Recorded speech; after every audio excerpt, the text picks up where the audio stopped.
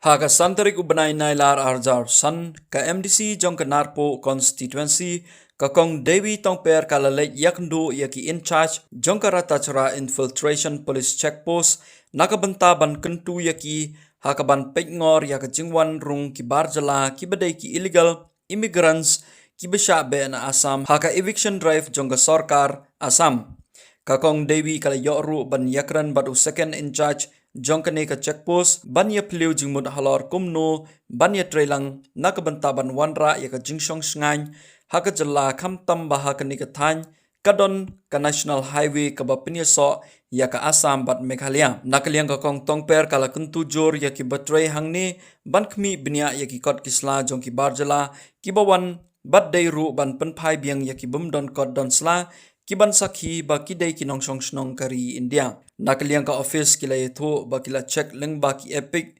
Aadhaar bat birth certificate nakabanta ki khalong ban pensisha ba kidai kinong song snong kari India. Ta kasni ka de kasni bangawan chidi sa infiltration tasra sa git mo. Kay ka ba kadaw bangawan kalong ban. Ya kendu ya kini ka officer sang ni daman taban discuss bat ki halor kini ka jingrung gini ki mender kay ka bang ya news kalong ba don ka eviction drive ti Assam ten ray kadang kata ka concern naglenjonga kum kalong sa snong bat kum nomit mak nang ni bat kini ki officer sang ni rug bepli ki ya lech kam hi ban check ban strict ai ya ka jingrung gini ki barla ni ka entry point jong karta shira chet te kila tristom hi te ngarunga kermen hi ba kinam don menu rug kila ki barla ki bakam kotam sla ban yo rung chami halia te nakata daw mataga sinya kundu beti betrihan ni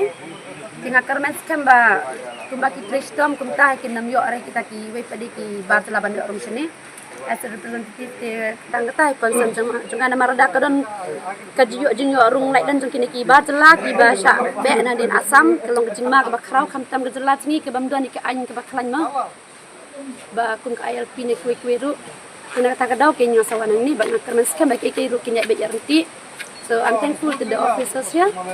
I hope that baki kam kinsan kinya be yarti kita bersubun.